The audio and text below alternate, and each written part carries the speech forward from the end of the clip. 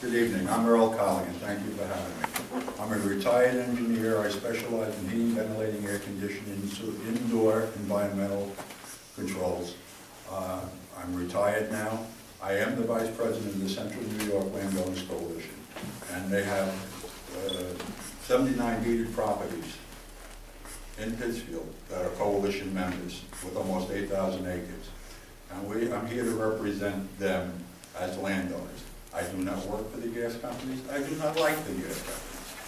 I don't work for politicians. I don't like politicians. I like landowners. I like America. All right.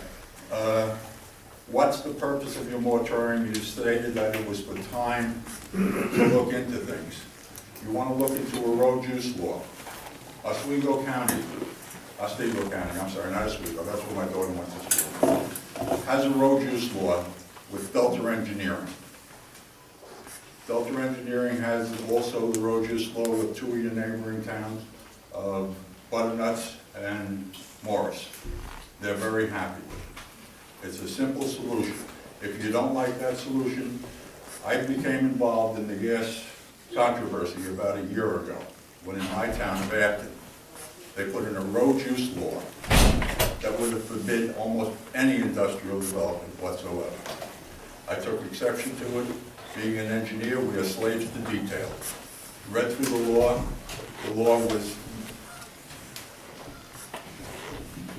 was not properly forwarded to the state. Also, it was found to be totally discriminatory by a very prominent law firm out of Binghamton, which we had it repealed. It wasn't in the best interest of economic growth. Everybody in this room that pays taxes here, raise your hand. Do you want to see those taxes go down? Do you want to see the taxes go down? Yes. Do you want safe drinking water? Yes. Is this board ready to go out and hire a hydrologist, a geologist, any other scientist or engineer, petroleum engineer, the whole lot of them, to look into doing what the DEC is already doing you on the taxes you already pay? Can you match that type of money? I don't think so. Let me just go to my notes here for a second. A view of the moratorium. I hope you'll find the purpose outlined also includes research and study that will be done. Also, who will do the research and the study? What are their qualifications? Are any of you engineers? Oh, so you're going to have to hire somebody to look into the engineering end of it, correct? How much money do you have put aside for this? Going back to that road use law in Afton, New York, the town of Afton's legal budget for the entire year was $5,000. They spent $4,500 of taxpayer money to pass a law that was discriminatory, repealed, and it cost them $4,500 to do that. You want to throw good money after bad? That's not what your job is. Your job is to protect all the taxpayers. Secondly, you'll have to review to find out if there's any intergovernmental conflicts that could arise from the moratorium. Examples of what the federal, state, county, and other town laws in this county and the surrounding counties. Is the moratorium contradictory to your own current comprehensive plan? Is it contradictory to Oswego County's economic strategy and business goals?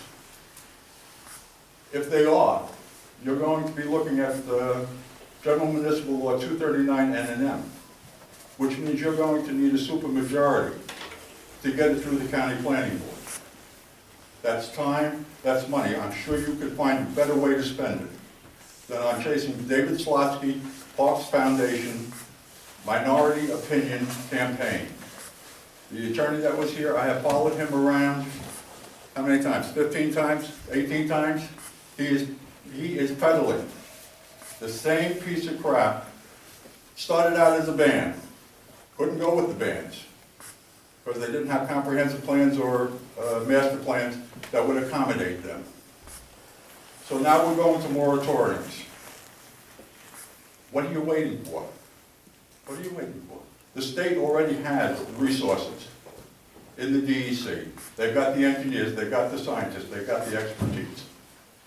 You, in no way, shape, or form, are gonna find anybody as talented as they are to assist you in this. All right, just a little bit about David Slotsky.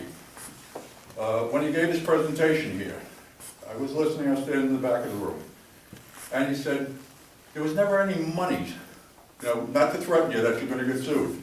You may very well do it. Personally, I wouldn't want to see anybody sued. But there was no monies in either one of the two lawsuits. And he also said that they weren't even going to bother appealing them. Those were the lowest courts in the state. He has a great track record. He wrote and partnered in both the Dryden, the Middlefield, Milford, Sydney, Butternuts. All of them are being either sued or in the county planning board, discretion to hold them for supermajorities. He was right. There was no money taken in the case. But in Middlefield, the court cost prior to the appeal that he said wasn't going to be filed was $73,264 in legal fees. They had received $56,782 in donations, leaving $16,464 for the taxpayers to pay. That was before the appeal. The appeal could run anywhere over $100,000. Does anybody in this room trust insurance companies and banks? Mr. Supervisor, ask your attorney about the terminology, legal legislative activity, as far as your insurance bond goes, and as soon as how your immunity or indemnity from being sued personally. I don't like insurance companies. They make you think that they're doing you a favor with your money. But when you file a claim, do you think for 1 minute the insurance company in Middlefield is going to pay that $16,000? If they do, they're admitting that they're agreeing with them, which means when they get sued for millions and millions and millions of dollars, they will have to pay. Check with your insurance carrier. I thank you for your time. I hope I didn't scare you too much. I didn't mean to. Just trying to give you the bare facts. If you want, the board has allowed us to answer questions. If the board would like to ask questions, please do.